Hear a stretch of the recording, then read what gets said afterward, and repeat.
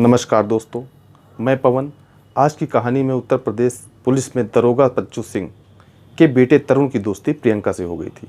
दोनों शादी करना चाहते थे, लेकिन जब पिता के कहने पर तरुण ने शादी से इनकार कर दिया तो प्रियंका ने अपने हक की लड़ाई लड़ने की सोची।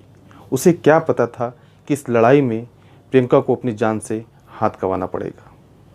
प्रियंका को जल्दी जल्दी तैयार होता देख उसकी माँ चित्रा ने पूछा, क्या बात है, आज कहीं जल्दी जाना है क्या, जो इतनी जल्दी उठकर तैयार हो गई? हाँ मम्मी, परसों जो मैडम आई थी जिन्हें मैंने अपना फ़ोटो, आईडी कार्ड और सीवी दिया था, उन्होंने बुलाया है। कह रही थी कि उन्होंने अपने अखबार में मेरी नौकरी की बात कर रखी है, इसलिए मुझे टाइम से पहुंचना है। प्रियंका ने कहा तो चित्रा ने टिफ़िन में खाना पैक करके उसे दे दिया। प्रियंका ने टिफ़िन अपने बैग में रखा और शाम को जल्दी लौटाने की बात कहकर बाहर निकल गई। कुछ देर बाद प्रियंका के पापा जगवीर भी अपने क्लिनिक पर चले गए तो चित्रा घर के कामों में व्यस्त हो गई। उस दिन शाम को करीब 5:30 बजे जगवीर सिंह के मोबाइल पर उनके साले ओमदत्त का फ़ोन आया। ओमदत्त ने उन्हें बताया, जीजा जी, मेरे फ़ोन पर कुछ देर पहले प्रियंका का फ़ोन आया था। वह कह रही थी कि बच्चू सिंह ने अपने बेटे राहुल और कुछ बदमाशों की मदद से उसका अपहरण करवा दिया है और वह अलीगढ़ के पास खैर इलाके के वरौला गाँव में है। ओमदत्त की बात सुनकर जगवीर सिंह की आंखों के आगे अंधेरा छा गया। उन्होंने जैसे तैसे अपने आप को संभाला और क्लिनिक बंद करके घर आ गए। तब तक उनका साला ओमदत्त भी उनके घर पहुंच गया था। मामला गंभीर था। विचार विमर्श के बाद दोनों गाजियाबाद के थाना कबीरनगर पहुंचे और लिखित तहरीर देकर 25 वर्षीय प्रियंका के अपहरण की नामजद रिपोर्ट दर्ज करा दी। जगवीर सिंह का परिवार गोविंदपुरम गाजियाबाद में किराए के मकान में रहते थे। उनके परिवार में पत्नी चित्रा के अलावा 3 बच्चे थे, बेटी प्रियंका और 2 बेटे पंकज और जितेंद्र। उनका बड़ा बेटा पंकज एक टूर ट्रैवल कंपनी में गाड़ी चलाता था, जबकि छोटा जितेंद्र सरकारी स्कूल में 10वीं कक्षा में पढ़ाई कर रहा था। जगवीर सिंह ने 7 साल पहले प्रियंका की शादी गुलावटी के धर्मेंद्र चौधरी के साथ कर दी थी। धर्मेंद्र एक ट्रैवल एजेंसी में काम करता था। शादी के 1 साल बाद प्रियंका एक बेटे की मां बन गई थी, जो अब 6 साल का है। आर्थिक स्थिति कमज़ोर होने की वजह से जगवीर अपने बच्चों को अधिक पढ़ा लिखा नहीं सके। उनका छोटा सा क्लिनिक था जहां वह प्रैक्टिस करते थे। यही क्लिनिक उनकी आय का एकमात्र साधन था। प्रियंका शहर में पली बड़ी महत्वाकांक्षी लड़की थी। शादी के बाद गांव उसे कभी भी अच्छा नहीं लगा। इसी को लेकर जब पति पत्नी में अनबन रहने लगी तो प्रियंका ने पति से अलग रहने का निर्णय ले लिया और बेटे सहित धर्मेंद्र का घर छोड़कर माता पिता के पास गाजियाबाद आ गई। जगवीर सिंह की आर्थिक स्थिति पहले से ही खराब थी। बेटे सहित प्रियंका के मायके आ जाने से उनके पारिवारिक खर्चे और भी बढ़ गए। किसी भी माँ बाप के लिए यह किसी विडंबना से कम नहीं होता कि उनकी बेटी शादी के बाद भी उनके साथ रहे। इस बात को प्रियंका अच्छी तरह समझती थी, इसलिए वह अपने स्तर पर नौकरी की तलाश में लग गई। काफ़ी खोजबीन के बाद भी जब उसे कोई अच्छी नौकरी नहीं मिली तो उसने एक मोबाइल शॉप पर सेल्स गर्ल की नौकरी कर ली। मोबाइल शॉप पर काम करते हुए प्रियंका की मुलाकात तरुण से हुई। तरुण चढ़ती उम्र का अच्छे परिवार का एक लड़का था। पहली ही मुलाकात में तरुण प्रियंका को अच्छा लगने लगा। बातचीत हुई तो दोनों ने अपना अपना मोबाइल नंबर एक दूसरे को दे दिया। इसके बाद दोनों रोज़ एक दूसरे से फ़ोन पर बातें करने लगे। जल्द ही मिलने मिलाने का सिलसिला भी शुरू हो गया। दोनों एक दूसरे को दिन में कई बार फ़ोन और एसएमएस करने लगे। जब समय मिलता तो दोनों साथ साथ घूमते और रेस्टोरेंट वगैरह में जाते थे। धीरे धीरे दोनों के बीच की नज़दीकियाँ बढ़ती गईं। तरुण के पिता बच्चू सिंह उत्तर प्रदेश पुलिस में सब इंस्पेक्टर थे और गाजियाबाद के थाना मसूरी में तैनात थे। जब तरुण और प्रियंका के संबंध गहराए तो उन दोनों की प्रेम कहानी का पता बच्चू सिंह को भी लग गया। उन्होंने जब इस बारे में तरुण से पूछा तो उसने बेहिचक सारी बातें पिता को बता दी। प्रियंका के बारे में भी सब कुछ, और यह भी कि उससे शादी की इच्छा रखता है। उधर प्रियंका भी तरुण से शादी का सपना देखने लगी थी। बेटे की प्रेम कहानी सुनकर बच्चू सिंह बहुत नाराज़ हुए। उन्होंने तरुण से साफ कह दिया कि वह प्रियंका से दूर रहे, क्योंकि एक तलाकशुदा और एक बच्चे की माँ कभी भी उनके परिवार की बहू नहीं बन सकती है। इतना ही नहीं, उन्होंने प्रियंका को भी आगे न बढ़ने की सख्त चेतावनी दी। प्रियंका और अपने बेटे की प्रेम कहानी को लेकर वह तनाव में रहने लगे। बच्चू सिंह ने प्रियंका और तरुण को चेतावनी भले ही दे दी थी, पर वे जानते थे कि ऐसी स्थिति में ना लड़का समझेगा और ना ही लड़की। इसी वजह से उन्हें इस समस्या का कोई आसान हल नहीं सूझ रहा था। आखिर काफ़ी सोच विचार करके उन्होंने प्रियंका को समझाने का फैसला किया। बच्चू सिंह ने प्रियंका को भी समझाया, लेकिन वह शादी की जिद पर अड़ी रही। इतना ही नहीं, ऐसा न होने पर उसने बच्चू सिंह को परिवार सहित अंजाम भुगतने की धमकी दे डाली। अपनी इस धमकी को उसने सच भी कर दिखाया।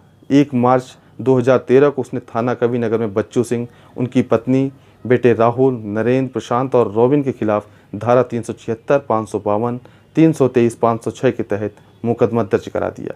इस मामले में बच्चू सिंह का नाम आने पर उनका तबादला मेरठ के जिला बागपत कर दिया गया।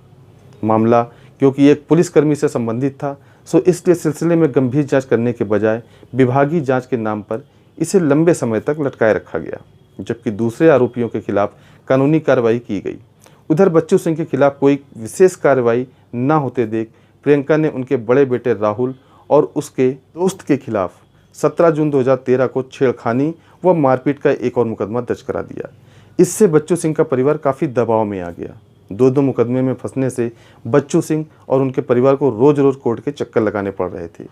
इसी सब के चलते 31 नवंबर 2013 को प्रियंका घर से गायब हो गई।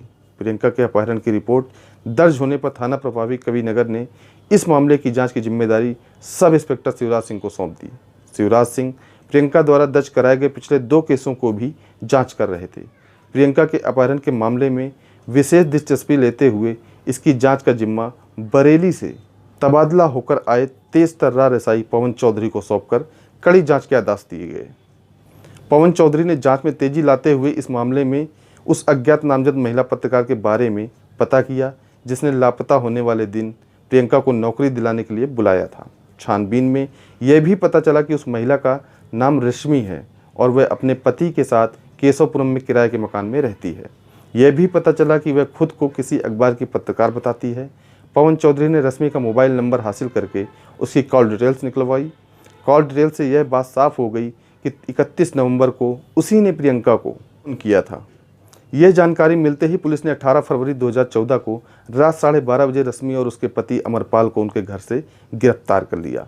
थाने पर जब दोनों से पूछताछ की गई तो पहले तो पति पत्नी ने पुलिस को बरगलाने की कोशिश की, लेकिन जब उनके साथ सख्ती से पेश की गई तो वो टूट गए। मजबूर होकर दोनों ने सारा राज खोल दिया। पता चला कि प्रियंका की हत्या हो चुकी है।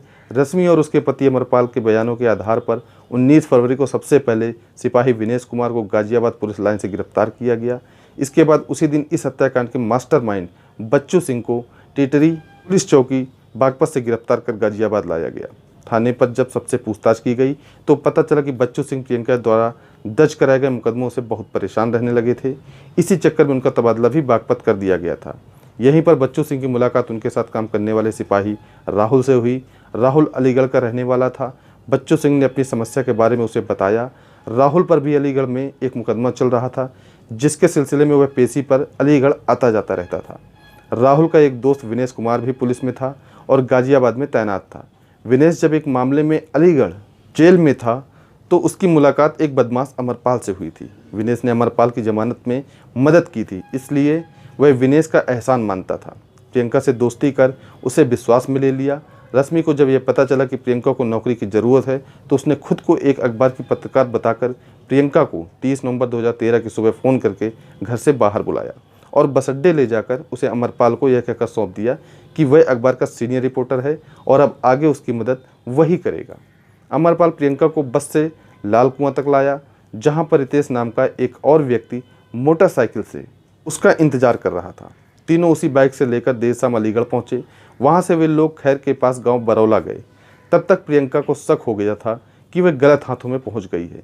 जब एक जगह बाइक रुकी तो प्रियंका ने बाथरूम जाने के बहाने अलग जाकर अपने मामा को फ़ोन करके अपनी स्थिति बता दी। बाद में जब इन लोगों ने नहर के पास बाइक रोकी तो प्रियंका ने भागने की कोशिश भी की, लेकिन वह गिर पड़ी। यह देख अमरपाल और रितेश ने उसे पकड़ लिया और उसकी गला घोंटकर हत्या कर दी। हत्या के बाद इन लोगों ने प्रियंका की लाश नहर में फेंक दी और अलीगढ़ स्थित अपने घर चले गए। इस हत्याकांड में बच्चू सिंह के बेटे राहुल की भी संलिप्तता पाए जाने पर पुलिस ने अगले दिन उसे भी गिरफ्तार कर लिया। इस हत्याकांड में सिपाही राहुल फरार हो गया था, जिसे पुलिस गिरफ्तार करने की कोशिश कर रही थी। जहां से रश्मि, बच्चू सिंह, विनेश कुमार और तरुण को जेल भेज दिया गया। जबकि अमरपाल को रिमांड पर लेकर प्रियंका की लाश की तलाश में खैर इलाके का चक्कर लगाया गया, लेकिन वहां पर लाश का कोई अवशेष नहीं मिला।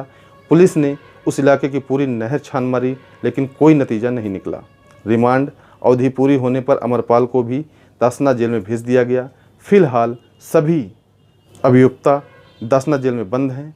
दोस्तों, इस कहानी को सुनाने का उद्देश्य आपका दिल दुखाना नहीं है, आपको परेशान करना नहीं है, बल्कि आपको जागरूक करना है और सचेत करना है। इस वीडियो में अपना कीमती समय देने के लिए आपका धन्यवाद। आप जहां भी रहें सतर्क रहें, स्वस्थ रहें और सुरक्षित रहें। मिलते हैं फिर किसी नई वीडियो में नई कहानी के साथ। जय हिंद, जय भारत।